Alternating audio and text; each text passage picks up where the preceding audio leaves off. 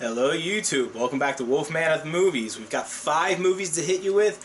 I'm sorry, I know I said I wasn't going to let them build up like this anymore. At least it's only 5. We can count them on one hand, we can roll them out, let's bang them out. So the first movie over here, watch how I had the poster on the wrong side, over there, movies. We're starting with The Upside. Hopefully you got a chance to see this one. It was better than I thought it would be. I'm glad I saw it in theaters. I actually went to see it with work, which is really interesting because a little bit of insight into what I do. If you saw The Upside, that's kind of it. not exactly, but pretty darn close. And so it was a very unique perspective for me because I'm watching Kevin Hart do all these things that I've been trained to do. And for those of you who saw it, you know there's that one part. And yes, I do things like that. I'm not going to say anything because I want you to see this. If you see my review, if you haven't seen the movie yet, and then go see the movie, and you'll instantly know what I'm talking about. And there's that one scene, and I know how that feels, because I was there. So it's. I was worried about that actually. I was worried about how I was going to resonate as somebody that does this professionally when I'm not doing YouTube. That's doing care for individuals is what I do, and I was worried about the not resonating well with the movie, feeling like it was cheapening it somehow, or just something wasn't going to jive right with me. But I was very pleasantly surprised at how much I enjoyed the movie and how well everyone acted.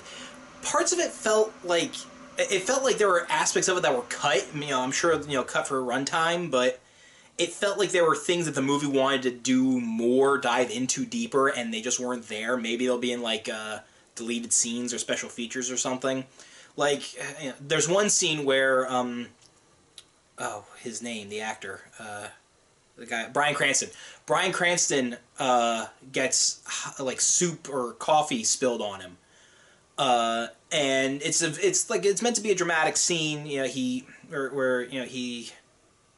because he says he can't feel anything and everybody's worried about him. And sorry, spoil if this seems like a spoiler. It's a minor thing in the whole of the movie, so it's really not that bad. Sorry, he gets the coffee spilled on, but then they don't do anything with it. It's just meant to be dramatic in that moment.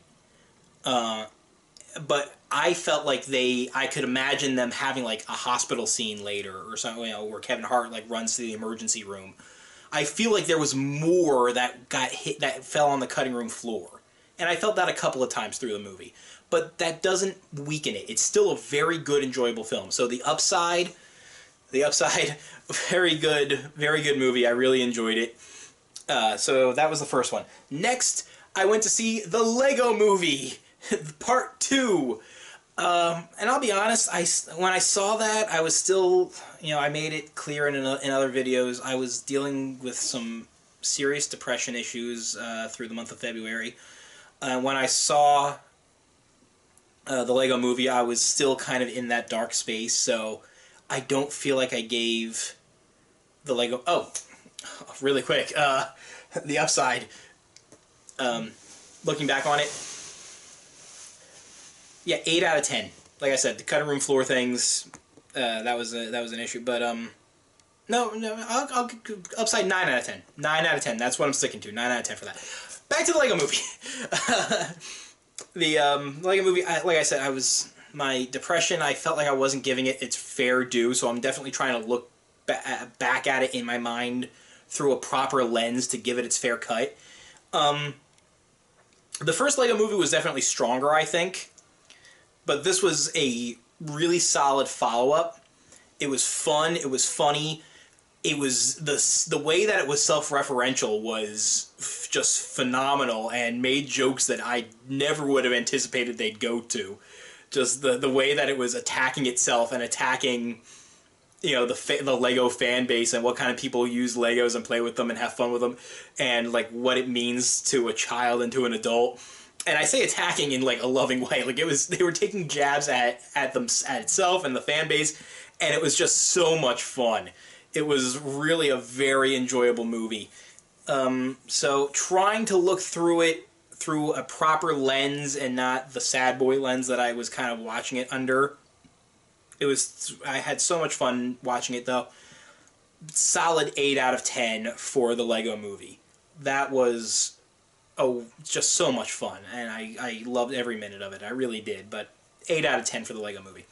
Next, Aleta, Battle Angel.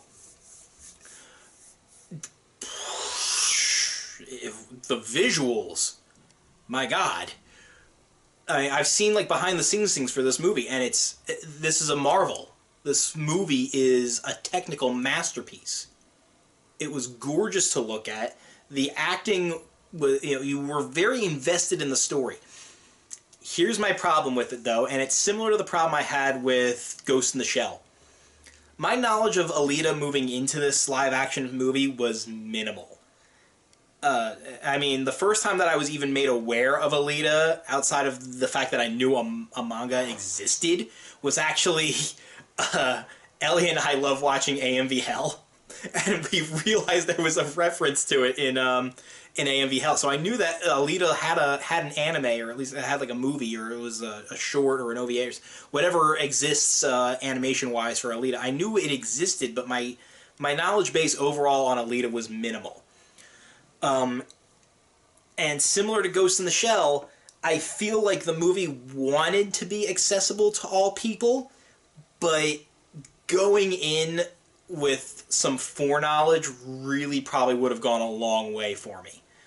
Or for anybody, for that matter. I'm not going to say that the movie expected you to know going in. It definitely tried to not do that, but there were aspects of it that weren't explained quite right. I could tell that they were trying to convey information, but it didn't feel full, for lack of a better term. And I'm sure that if I had read the manga or had seen the animes, it would have helped better. It would have made a little bit more sense. So that's not to say that the movie itself, though, judging it on its own merit, wasn't fantastic. I'm giving Aleta a solid 9 out of 10. I really enjoyed it. I feel like some foreknowledge could have gone a long way. If you felt differently about that, or if you agree with me, let me know in the comments below. Let's talk about these movies, all of them coming up. So next, I saw Dragons. How to Train Your Dragon 3. I didn't think I would cry. It was a beautiful movie. It was fun. It was just the right way to cap it off. And I love that the movies, they have the shows that have spawned off of the movies, but the movies still exist in their own world. I'm sure that if you watch the shows, maybe there's like some references that spill over that you might get. But I mean, this is a prime example. The movies are existing on their own, separate from the shows that exist. You don't need to have watched, Race to the Edge or whatever the show is called, to be able to see this movie. It exists, and it references the second movie, so it feels like it's the natural continuation. It feels like it's a part of that same, like the movie universe is its own universe outside of whatever spin-offs exist. And it was solid. It felt like the right way to go. I enjoyed every minute of it. Yeah, I could nitpick any of these, though. But it was emotional in all the right ways, and I felt satisfied when it ended. Of course I want more. I love these characters, but I don't feel like I'm short on anything. Like, it tied everything up, and it did it beautifully. So I loved How to Train Your Dragon 3. I don't... Not sure if I'm ready to give it a 10 out of 10. I'll give it a 9 out of 10. There are other things about it that I'm like a little, but I mean they're small. I mean, I don't want to give it 9.5. 9.5 out of 10. There we go. So yeah, so that's where it is. 9.5 out of 10. And lastly, I didn't think I would get to work it in. I thought I would miss it in theaters, but I saw Glass. Any of you knew me, I think I might have mentioned it on camera before. I was really excited to see this. And it was a up and down roller coaster, but it didn't disappoint. Glass was a lot of fun. I wasn't sure what to expect, because I love Unbreakable, and Split was a fantastic, fun movie. So I'm like, how are they merging these? And I can tell you right now that this Glass is more a sequel to Split than it is Unbreakable. And that kind of gives you an idea of how to look at it. It's like Unbreakable has been indoctrinated, absorbed, whatever osmosis overtaking you want to look at it as. Split is more... Split is like the start of the canon. And Glass is the sequel. Unbreakable is just kind of along for the ride. But it was so much fun to see Bruce Willis play that part again. It was great seeing Samuel L. Jackson play that part again. There were some amazingly hokey lines that you'd expect. There was a lot of Shyamalan-isms in it, but it was still fun. It was probably one of the best superhero movies I've seen in a while, actually. And it's so superhero because it's about superheroes. It's like, I could go on and on about it. It's weird how, it's almost like this movie shouldn't work. And it does, and it's just this weird animal, but I enjoyed it, and I'm so glad I saw it in theaters. So, Glass, without going, prattling on, Glass I'm going to give an 8 out of 10 to. No, I'm sticking with the 8. There were still aspects of it, the Shyamalan-isms kind of take its toll on you after a while if you know how to read them and what to look at. There were other elements, like some of the hokey dialogue, I was like, really? Like, some of it felt weird, but it also couldn't imagine it any other way. Again, this is just, it's like a weird movie that shouldn't work, and I love it. I'm so glad I saw it. So, 8 out of 10.